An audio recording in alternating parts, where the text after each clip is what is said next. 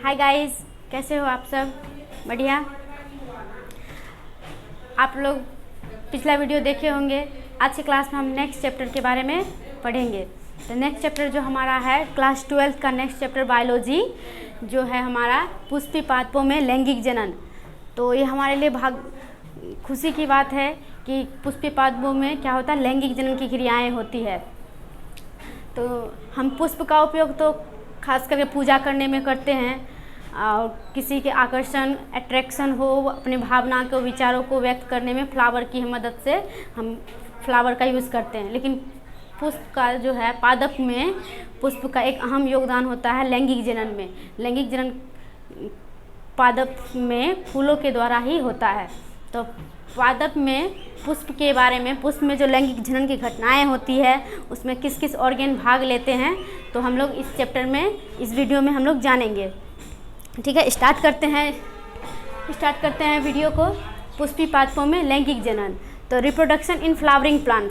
Flowering plant जो है, जितने भी पुष्प हैं, आवृतबीजी पुष्प होते हैं।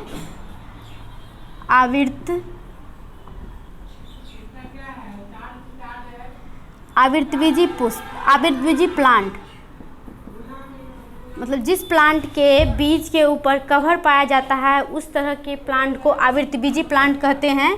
बोलते एंजियोस्पर्म।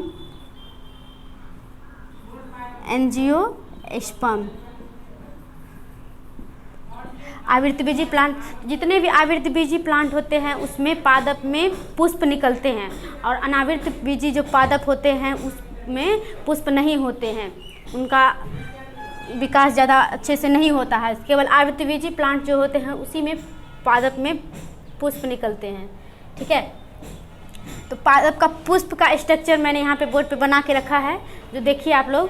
तो ये जो फ्लावर है, यहाँ पे मैं फ्लावर उपस्थित नहीं है जो मैं अच्छे से यहाँ फिगर में उसे ड्रॉ करके बताया है। तो पादप का जो ये फूला हुआ कलरफुल वाला जो भाग होता है, किसी भी फूल का कलरफुल जो ये पंखुड़ी होता है उसको कोरोला, दलपुंज बोला जाता है हिंदी में। दलपुंज मतलब कि जब एक से अधिक संख्या में ये वाला जो दल रहेगा तो उसको दलपुंज बोलेंगे, जब एक की संख्या में रहेगा तो उसको दल बोलेंगे। उसी तरह होता है यहाँ पे एक हरी पत्ती लाइक स्ट्रक्चर होता है फ्लावर के पंखुड़ी के नीचे। तो ये वाला जो भाग होता है इसको बोलते हैं हम लोग बाह्य दलपुंज। बाह्य दल पुंज, एक से अधिक संख्या में है तो पुंज बोल देंगे, और एक की संख्या में रहेगा तो केवल बाह्य दल ही बोलेंगे। ठीक, और ये जो है कलरफुल वाला भाग जो होता है जिससे देखकर हम अट्रैक्ट होते हैं वो होता है दलपुंज। और उसमें जो होता है फ्लावर में एक पतली नली के संरचना में, उसमें पीला पीला जो लगा होता है ये होता है परागकोश। परागकोश के ऊपर परागकोश में परागकण बनते हैं। तो वो जो पीला पीला संरचना होता है फ्लावर के ऊपर, तो वो होता है परागकण, और परागकोश में बनते हैं। और ये जो डंटी नुमा संरचना जिससे नीचे जुड़ा हुआ होता है ओवरी से, तो वो होता है हमारा फिलामेंट। ठीक, ये परागकोश होता है, लंबी पतली संरचना। और इसके अंदर जो फ्लावर के जो नर जनन अंग के अंतर्गत आते हैं परागकश, परागकोण, बताएंगे हम इसके बारे में। ये जो मादा जनन अंग है जो हमें नहीं दिखाई देता लेकिन अंदर होता है, फ्लावर को थोड़ा सा नीचे उखाड़ने पर तब पता चलता है। तो ये 3 पार्ट होते हैं मादा जनन अंग के, स्टिग्मा, स्टाइल, ओवेरी। तो इस ऊपर वाला जो भाग होता है ये वर्तिका होता है, ऊपर खुला हुआ भाग वर्तिकाग्र, खुला हुआ भाग वर्तिका, और ये जो नलिकाकार संरचना होती है उसे बोलते हैं वर्तिकाग्र। और नीचे जो ये ओवेरियन रूप से गोलाकार लगभग अंडाकार घड़े की संरचना के जैसी होती है उसे बोलते हैं हम लोग अंडाशय, ओवेरी। ठीक है, तो इसमें है पुष्प के एक आवृतबीजी पुष्प के, आवृतबीजी प्लांट के पुष्प को 4 भागों में बांटा जाता है।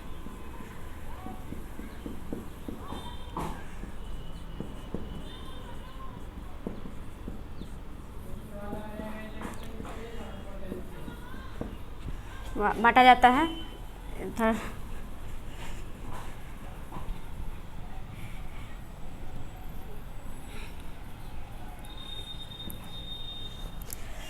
4 भाग हो गए। पहला भाग हो जाएगा दलपुंज,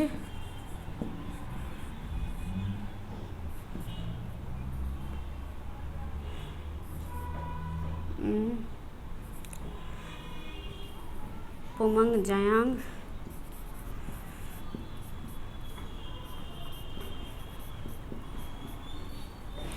दलपुंज पुमंग जायांग, और हो जाएगा एक पराकोस एंथर।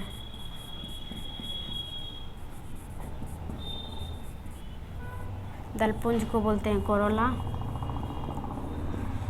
पराकोस को एंथर, पुमंग को एंड्रोसियम,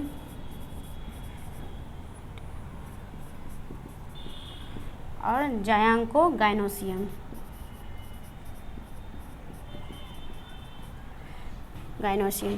तो पुष्प आवृतबीजी प्लांट के पुष्प को 4 भागों में बांटा जाता है, दलपुंज, पराकोस, पुमंग, जायांग, स्टडी करने के अनुसार।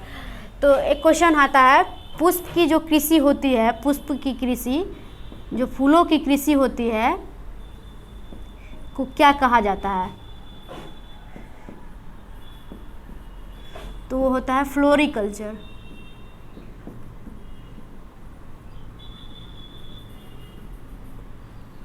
पुष्प कृषि फ्लोरिकल्चर कहलाती है। पुष्प का जो बृहद पैमाने पर उत्पादन किया जाता है, उसे किसी फील्ड में लगाकर उसे बाजार में भेजा जाता है, तो उस पुष्प की कृषि जो होती है उसे फ्लोरिकल्चर, पुष्प की कृषि को फ्लोरिकल्चर कहते हैं। पुष्प खेती, पुष्प कृषि बोल सकते हैं, पुष्प कृषि कहलाती है। ठीक है। आवृतबीजी प्लांट के पुष्प के 4 भागों में बांटे, दलपुंज, पराकोस, पुमंग और जायांग।